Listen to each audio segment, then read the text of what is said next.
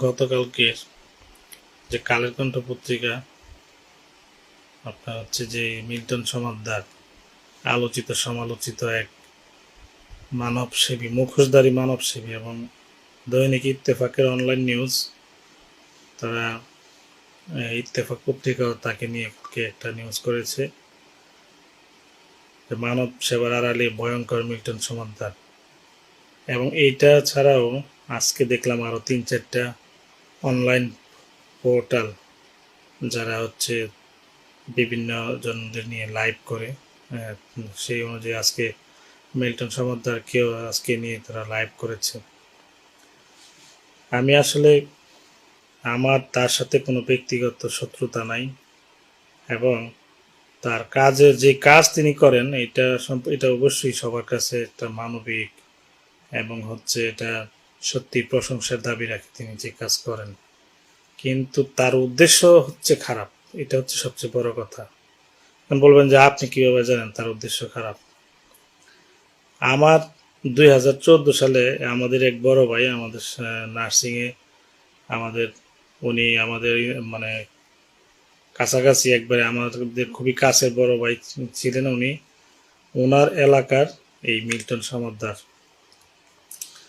তারপরে ওনার সাথে এলাকার হিসেবে মনে হয় এলাকাতে পরিচয় হয় নাই, ঢাকা হিসাবে পরিচয় হয়েছে। পরে উনি মাঝে মাঝে মনে হয় মিল্টন সমাদ্দারের যে হোম কেয়ার যে ইয়াটা ছিল একটা ব্যবসা, এই ব্যবসার মাঝে মাঝে মনে হয় বিভিন্ন রোগীদের বাড়িতে যেতেন আর কি, বাসায় মাঝে মাঝে কাজ করতেন। এখন এই 2-1টা কাজ করার পরে ওনার সাথে সম্পর্ক তৈরি হয়েছে। ওনাকে বললো যে আমি তো একজন নার্স, আমি বিএসএমএতে চাকরি করি, এখন সামনে বিএসএমএর একটা নিয়োগ আছে, চলে না তোমার তো অনেক পরিচিত নার্স আছে, আমার কিছু নার্স করে দাও, ম্যানেজ করে দাও, বিএসএমএতে আমি চাকরি দিতে পারবো খুব সহজে। টাকা লাগবে কত? ওই 30,000-40,000 করে এরকম টাকা সে চাইলো ওই ভাইয়ের কাছে। তারপরে আমি তো 2013 সালে এই সরকারি চাকরিতে জয়েন করছি, কিন্তু আমাদের কিছু পরিচিত, আমার বেসমেট, আমার সিনিয়র 2-1 জন এবং আমার জুনিয়র, ওই দাদার কথা অনুযায়ী আমরা হচ্ছে দাদাকে কিছু টাকা পয়সা ম্যানেজ করে দিলাম। যারা বিএসএম মধ্যে চাকরি নিতে চায় বলছে যে কোনো পরীক্ষা হবে না, অ্যাডহক ভিত্তিতে নিয়োগ হবে, আর প্রবিসি ওর সাথে খুব সম্পর্ক, ও এখানে চাকরি করে। এই কথা ওই দাদা খুব সহজ সহজভাবে বিশ্বাস করলো এবং আমাদেরকে বলল। তখন আমরা এই কিছু লোকদের কাছে, কিছু নার্সরা মিল্লা ওরে প্রায় মনে হয় যে 5-7 লাখ টাকার মতো দেওয়া হয়েছিল, 15-20 জনে মিল্লা দিল।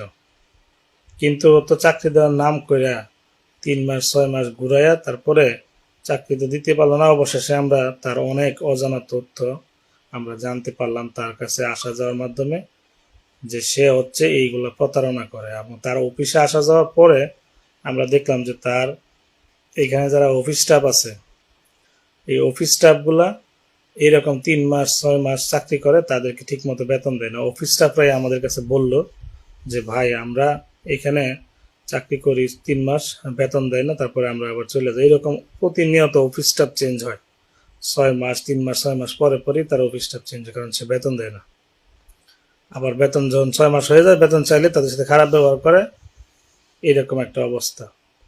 তো আমরা যখন টাকা উদ্ধারের জন্য তারা চাপ দিলাম, মাঝে মাঝে তারা এখানে যাইতাম, যে কিছু টাকা পয়সা নাম মাত্র 20-50 হাজার টাকা দিয়ে এই 6-7 লাখ টাকার মধ্যে দিয়ে আসে। কি করলো, একদিন আমরা গেলাম 4-5 জন, কল্যাণপুরে ছাত্রলীগ, তারপরে আরো স্থানীয় কয়েকজন নেতারা ডাইকাই না আমাদেরকে ওইখানে অপমান করলো এবং আমাদেরকে হচ্ছে সে মানে ওই লোকদেরকে দিয়া মারধর করার একটা ব্যবস্থা করছে এখানে, যে আমরা নাকি ওর কাছ থেকে চাঁদা চাইতে এসছি। এরকম লোকদেরকে সে নিয়ে আমাদেরকে, আমরা 4-5 জন যারা গেলাম, আমাদেরকে একটা আটকায় তারা সে মারার একটা পরিকল্পনা করলো। তারপর আমাদের কিছু আত্মীয় স্বজন আসছিল, বন্ধু বান্ধব পুলিশে ছিল, ওই পুলিশের টিয়া দেখায় তারপরে আমরা ওইখান থেকে কল্যাণপুর থেকে আমরা চলে আসলাম। তারপরে আমরা আরেকদিন গেলাম, আরেকদিন যাওয়ার পরে ওর বাসায় খুঁজে বের করলাম, ওর অফিস ওরে পায় না, ফোন দিলে ধরে না। ওর বাসা খুঁজে বের করছি, যাই দেখলাম যে ওর বউ নার্স, সরওয়ার্দী মেডিকেলে চাকরি করে, কিন্তু ওর খবর নিয়ে দেখলাম যে আসলে ও কোনো নার্স না, ও হচ্ছে একটা বুয়া। ও মনে হয় নার্সিংয়ে ভর্তি হয়েছিল, 1 বছর পরে চলে আসছে, ওইখানে ওনাকে কি জালিয়াতি করছে, ও ওইখান থেকে বের করে দিচ্ছে। তারপরে আমরা ওর বউয়ের কাছে যাই বললাম যে দেখেন, আপনি নার্স, আপনার জামাই এগুলা করে নার্সদের সাথে, তাহলে আপনি কিছু বলেন না। ওই মহিলা তো তখন আরো দাও নিয়ে দৌড়ায়, মানে দৌড়াইতে আইছে যে তোরা কি লেগে এখন করতে আইছিস, টাকা দেওয়ার সময় দেখোস না আমার জামাইরে হুদায় অপবাদ দিতে আইছিস, তোরা আমি খুন করে এলাম, এইরকম অবস্থা। কি ভয়ঙ্কর! তখন আমরা ভয়ে প্রাণ নিয়ে, টাকা খুঁজে, টাকা থাক, ভয়ে প্রাণ নিয়ে দৌড়ে আসার অবস্থা। এরপর এইরকম চেষ্টা করতে করতে তারপরে আবার আরেকদিন গেলাম, যখন চিনলাম যে তার বাসা কোথায়, তারপরে শুনলাম যে এখানে একটা বৃদ্ধাশ্রম আছে। চিন্তা করলাম যে দেখি উপরে যাই। যাই দেখি বৃদ্ধাশ্রমে বেড আছে 20-30টার মতো, তখন মনে হয় 20টা বেড ছিল, কিন্তু বৃদ্ধ দেখলাম যে 3জন না 4জন আছে, এই বৃদ্ধ লোক আর কি, অসুস্থ। তাদেরকে সে মানে একটা বিছানায় রাখছে, বিছানার কভার নাই, বিছানার চাদর নাই। তারপরে একটা লোক রাখছে তাদের পিছনে কাজ করার জন্য। আর তাদেরকে দৈরা দৈরা শুধু বাবা গো মা গো কইয়া এই ভিডিও বানায়, তখন থেকে সে শুরু করছে এইগুলা করা ফেসবুকে ছাড়া। আর আমার এই যে এক ভাই বলতেছেন, আমার প্রিয় ভাই সোহেল ভাই, যে বুঝলাম সে বাজে লোক, মানলাম, তারা এতদিন বলেননি, আজ হঠাৎ। আরে ভাই, ওর বিরুদ্ধে কথা বইলা ও যে একটা সিন্ডিকেট তৈরি করছে এই কল্যাণপুরে, এবং পুলিশ প্রশাসন বলেন, স্থানীয় নেতা বলেন, না স্থানীয় পুলিশ বলেন, ওদেরকে কিভাবে যে ও ম্যানেজ করছে এটা আপনি কল্পনাও করতে পারবেন না। বাইরে ওর যে মানে ওর যে আচার আচরণ, ওর যে আপনার হচ্ছে এই অগ্নিমূর্তি, আপনি যদি দেখেন, এইমাত্র মনে করেন আপনার বাপ ডাকে ফেলাইবো, আবার এইমাত্র আপনার মাথায় বাড়ি দিতে আসবো, ওইলো এইরকম সাইজের লোক। এই মিল্টন সমাদ্দার মনে করেন যে শুধু এইখানে না, আমি পরে শুনলাম যে সে এলাকায়ও, এই যে এই কয়েকদিন আগে শুনলাম যে তার পিতা মাতারে সে হলো ঠিক মতো ভরণ পোষণ দেয় না, মায়ের দূর করছে। তারপরে আজ পত্রিকার মাধ্যমে এখন জানতে পারলাম আরো ডিটেলস, যে একটা চার্চ সে দখল করে সে নিজে সভাপতি হয়েছে। তারপরে এখন কিডনি বেছে, শরীরের অঙ্গ প্রত্যঙ্গ বেছে, মসজিদের ইমাম সহ সাক্ষী দিচ্ছে। তারা তো মিথ্যা কথা বলবে না নাকি? এই হইলো অবস্থা। এখন আমার কথা হয়েছে যে এই মুখোশের আড়ালে সে যেগুলা কইরা বেড়াইলো, হ্যাঁ আমরা ঠিক আছে, আমরা চিন্তা করছি কয়েকটা টাকা এগুলা থাক, যে কয় টাকা দিছে দিছে, আর না হয় না দিল, অসুবিধা নাই, আমরা এগুলা ছাইড়ে চলে আসছি। কিন্তু মানুষের কাছ থেকে সহানুভূতি নিয়ে আসে, আজকে যে কোটি কোটি টাকা আজকে এগুলা হাতায় নিচ্ছে মানুষের হচ্ছে সহানুভূতি নিয়ে। আসলে লোকটা মানে অরিজিনালি একটা বাটপার। তার মুখোশের আড়ালে হচ্ছে সে মানবতা দেখায় মুখোশে, কিন্তু আড়ালে তার অনেক ধরনের কার্যকলাপ। এগুলো আমি আজকে যারা এই পত্রিকায় নিউজ করছেন তাদেরকে আমি ধন্যবাদ জানাই। আর আমি সবচেয়ে বড় কথা হলো, পুলিশ প্রশাসন যারা আছেন, যারা তার কার্যক্রম দেখে নিয়ে, অনেক পুলিশ দেখছি আবার তার এখানে গেছেন, ডোনেট করছেন, এটাও সে গর্ব করে বলতেছে।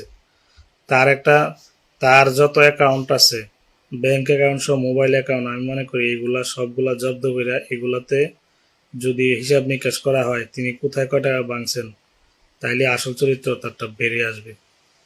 আর আরেকটা কথা হইলো যে সে ঠিক আছে মানব সেবা করতেছে, অসুবিধা নাই, কিন্তু মানব সেবা নামে যে মানুষের দান করা কোটি কোটি টাকা যে সে এইভাবে মেরে খাচ্ছে, এটা তো, এগুলো তো হচ্ছে ট্রাস্টি বোর্ডে তো হিসাব কিতাব ক্লিয়ার থাকতে হবে, ঠিক না?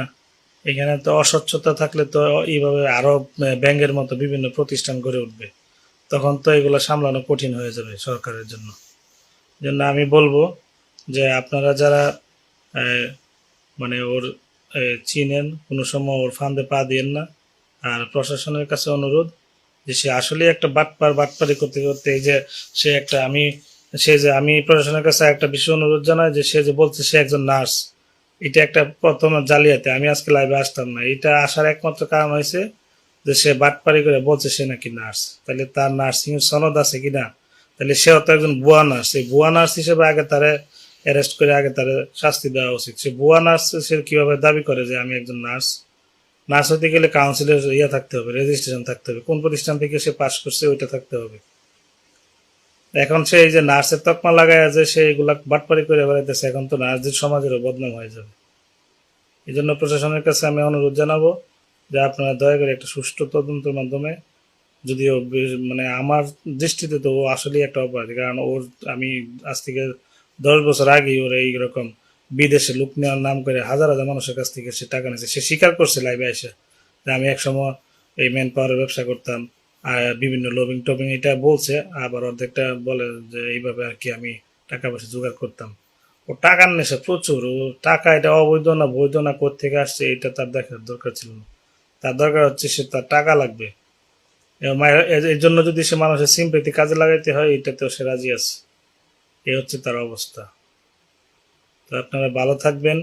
যেই সাংবাদিক এই এই নিউজটা করছে সে অনেক সাহস নিয়ে সে হচ্ছে অনেক কিছু রিপোর্ট গাইটেই তারপরে তার বিরুদ্ধে, এগুলো অনুসন্ধানী সাংবাদিক, ওনারা কোনো সময় বাজে ভুয়া রিপোর্ট করে না। আপনারা মিল্টন সমাদ্দারের এই যে যারা বলেন যে সামাজিক যোগাযোগ মাধ্যমে যে এত ভালো লোক, আরে ভাই টাকা সামাজিকভাবে যে সে যে টাকা নেয় তার দায়বদ্ধতা তো এখানে আরো অনেক বেশি। তার যে গোপন এই যে তথ্যগুলা বেরিয়ে আসছে এগুলা সে কি অস্বীকার করতে পারছে? এগুলা কি তার কাছে কোনো প্রমাণ আছে? সাংবাদিকরা প্রমাণ না নিয়ে কোনো সময় এরকম রিপোর্ট করে না। তো আমি বলবো যারা হচ্ছে তারা অন্ধের মতো বিশ্বাস করতেছেন, অন্ধের মতো বিশ্বাস করার কোনো প্রয়োজন নাই।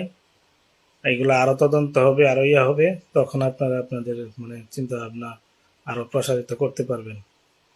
সে বাটপাড়ি দিয়ে তার জীবনটা শুরু করছে আর কি, এখন সে কোটিপতি। এই ব্যবসা খুব সুন্দর ব্যবসা এখন বাংলাদেশে।